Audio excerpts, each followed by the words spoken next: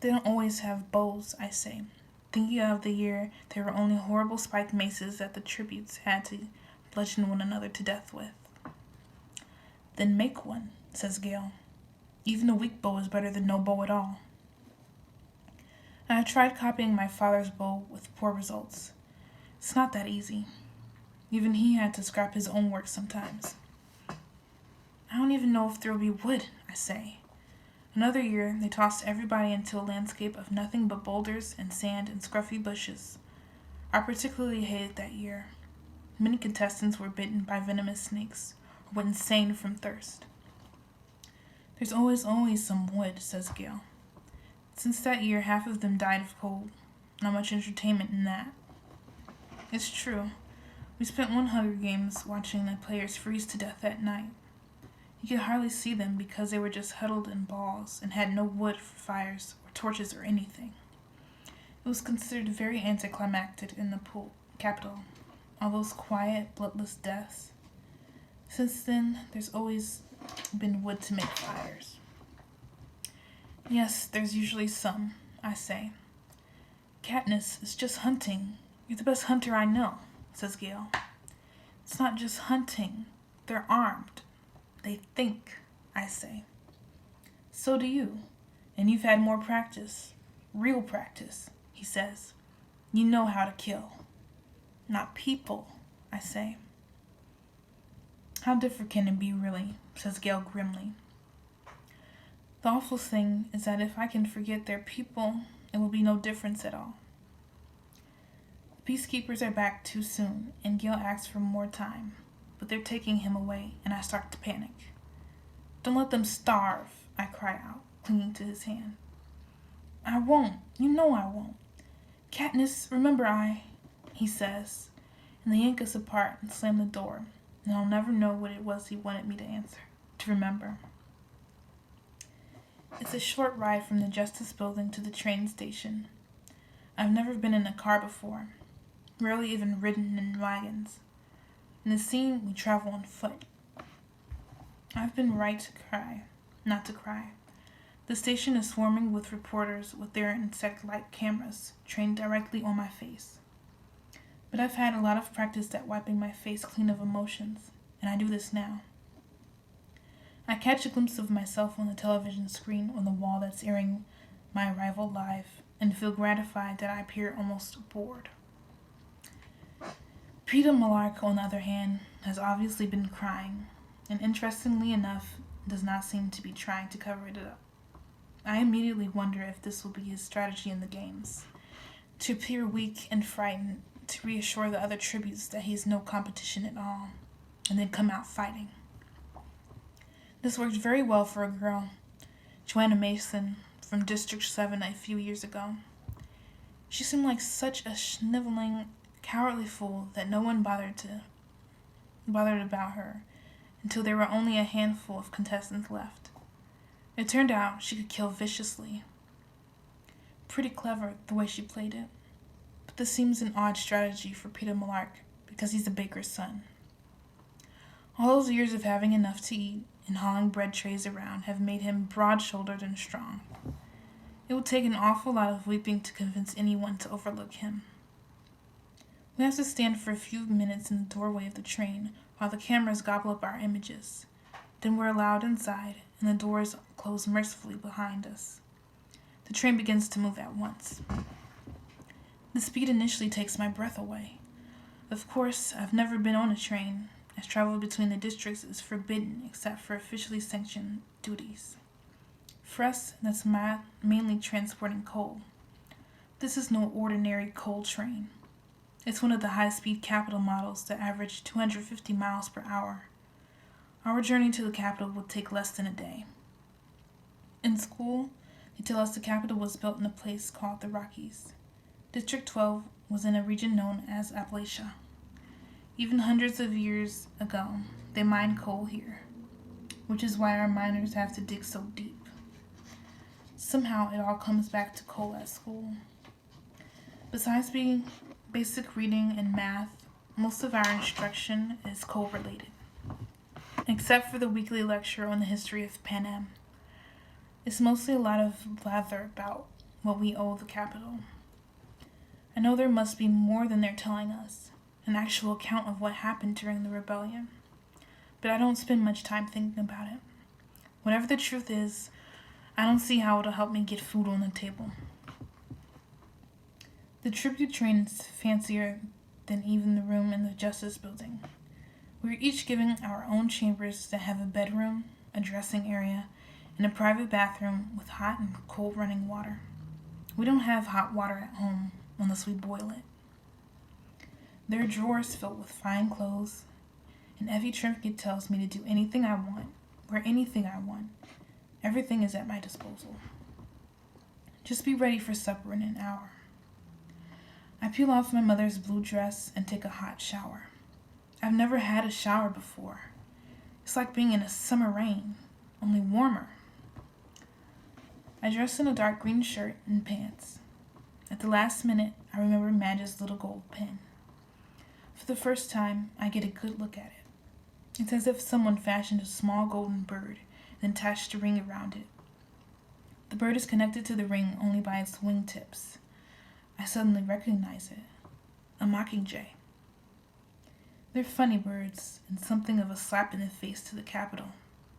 During the rebellion, the Capitol bred a series of genetically altered animals as weapons. The common terms for them was mutations. Mutations. Or sometimes mutts for short.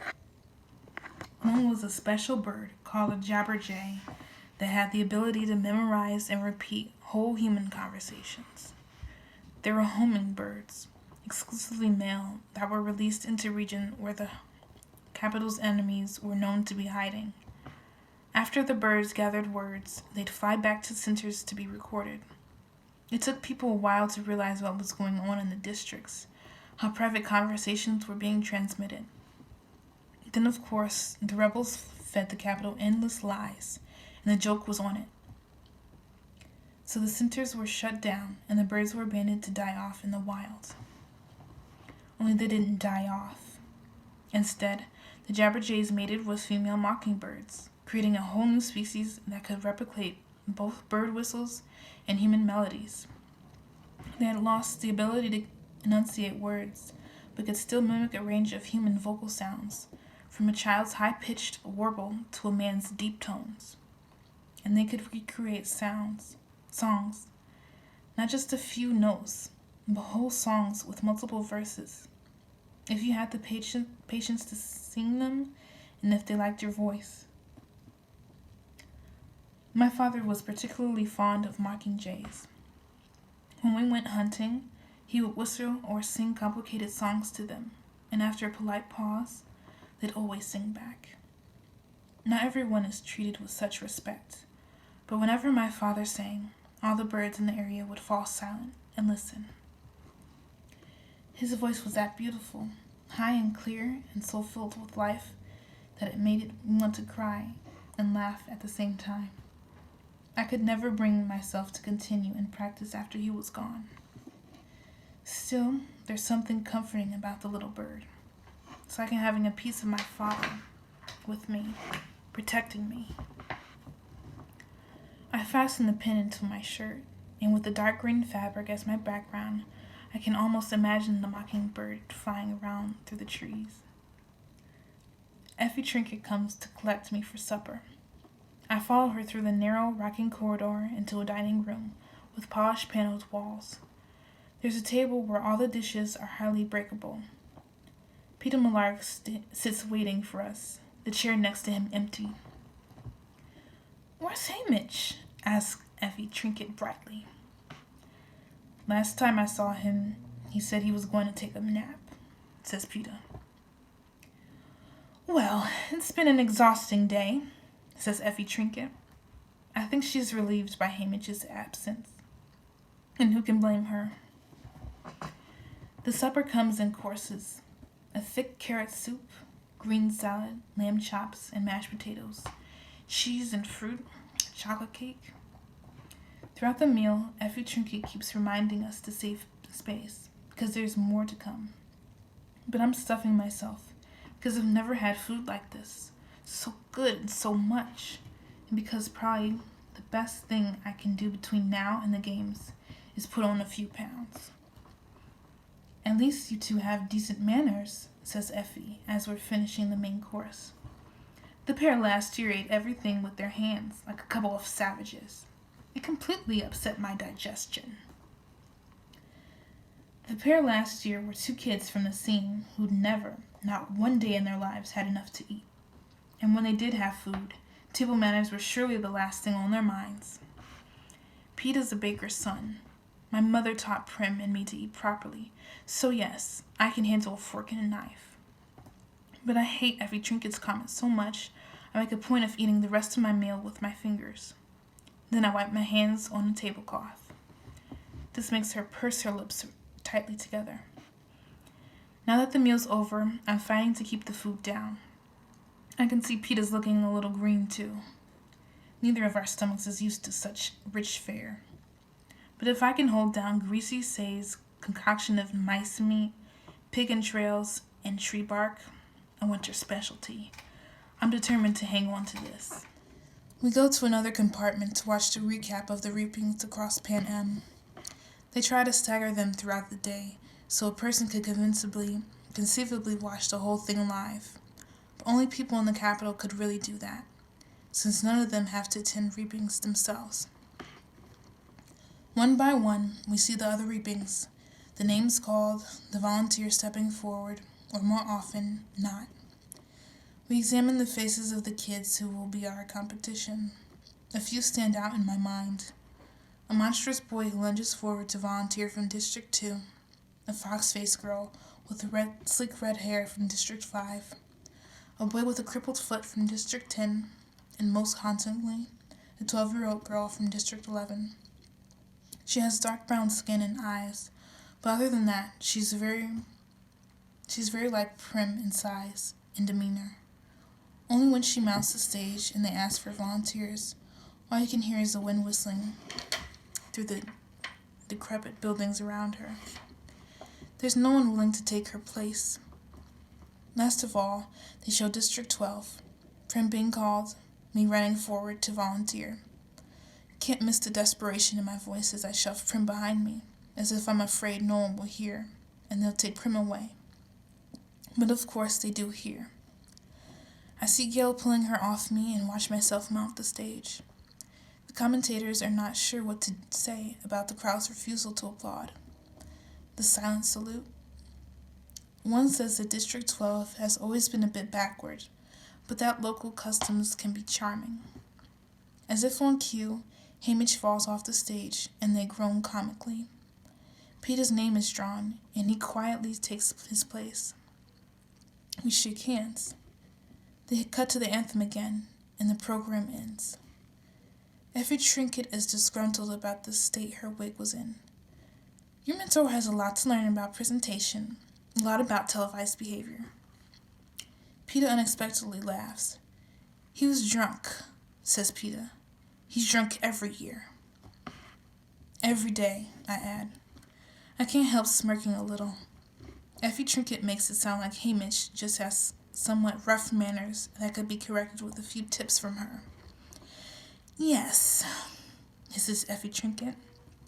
How odd you two find it amusing.